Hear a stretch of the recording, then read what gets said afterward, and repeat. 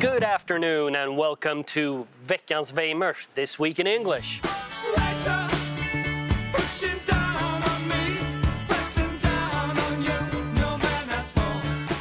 This is our last dance. This is ourselves under pressure. So said Queen and David Bowie. So say today's European left and liberals on migration policy. And who is pressuring the left? You are. Ordinary men and women who say no mas. Recently, you've said no more to out-of-control migration at the ballot boxes in the north and the south. You've said enough is enough at protests throughout Ireland. During a recent special European Council on Migration, Irish Tshock Leo Varadkar said the migration policy should be fair, firm, and hard. More on what EU leaders agreed to later. Not exactly Fortress Europe from Varadkar, but a statement in the right direction. Perhaps it indicates that Tshock has thought at least of shifting policy from amnesty and chaos to zero chance and security. I have my doubts. 1 year ago, I asked then Tshock Martin whether there was an amnesty in Ireland. Tshock Martin, do you think that mass amnesties for illegal migrants by EU member states is going to alleviate or worsen migration pressure on Europe? Thank you. There's no amnesty in Ireland, but we do believe that if the undocumented are undocumented for a long period of time, they need to have their lives regularised. They need to have their lives resolved and become full citizens of Ireland. That's what we're doing. They need to have their lives regularised. They need to have their lives resolved and become full citizens. There's no amnesty in Ireland. This is how open borders liberals and the left twist the truth. It's not an amnesty, it's a regularization. Likewise, there's no illegal migrants in the woke world. Those climbing fences are irregular migrants. Sure. And breaking and entering is just an authorized entry to get goods to irregular markets. So how did the left respond to the migration protests and the Tshock's tough talk? Alba Smith, an Irish academic, feminist, LGBTQ activist, and co-organizer of the Ireland for All March, slammed Mr. Varadkar's comments as unacceptable, saying the fair, firm, and hard policy made her feel very ashamed to be part of a country where a leader says the word hard. Please.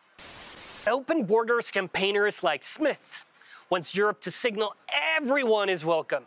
Again, open up our homes, open your hearts, to quote Sweden's Prime Minister Fredrik Reinfeldt at the beginning of the last major migration crisis. There are millions of Ukrainian refugees scattered across Europe. Last year saw a 50% increase in asylum applicants from elsewhere, almost 1 million, with the largest groups being Syrians, Afghans, and Turks. In addition to approximately 50,000 Ukrainian refugees, Ireland accommodates 23,000 other asylum seekers, mostly male, mostly young, and almost all are unvetted. How's that going? Internal Irish government documents show the state is struggling to host both Ukrainian refugees and those from elsewhere in the world.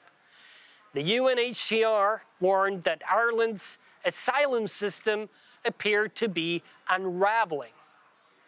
At the end of January, the Irish government announced that due to pressure on the system, it could no longer provide shelter for single adult asylum seekers. And the costs don't end there. Over a fifth of all Irish tourist beds are now contracted to the state for refugees and asylum seekers. Reduced capacity means tourists are likely to face higher accommodation prices, further hampering revenues and job opportunities. So how does the left propose to handle the unprecedented migration pressure Europe faces? Forced solidarity. What does that mean exactly? During the 2015 migrant crisis, the EU's Eastern and Central Mediterranean frontline states, countries like Greece and Italy, were overwhelmed. Unable to cope with the volume of migrants, the European Commission proposed that, as an act of solidarity, migrants should be relocated to other member states. Unsurprisingly, Brussels' imposed redistribution of migrants was not something member states were eager to approve. Central and European member states have been leading a, so far, successful resistance to the migrant quotas Brussels wants to impose. Not only will redistribution of migrants fail to gain widespread appeal outside the political left, it's worse than stupid. It's downright dangerous. Instead of alleviating migratory pressure facing Europe, forced solidarity would be the ultimate pull factor, sending all the wrong signals to would-be migrants while at the same time eroding incentives to control the border. Why should frontline states bother to hold the line when migrants they let in will become someone else's problem?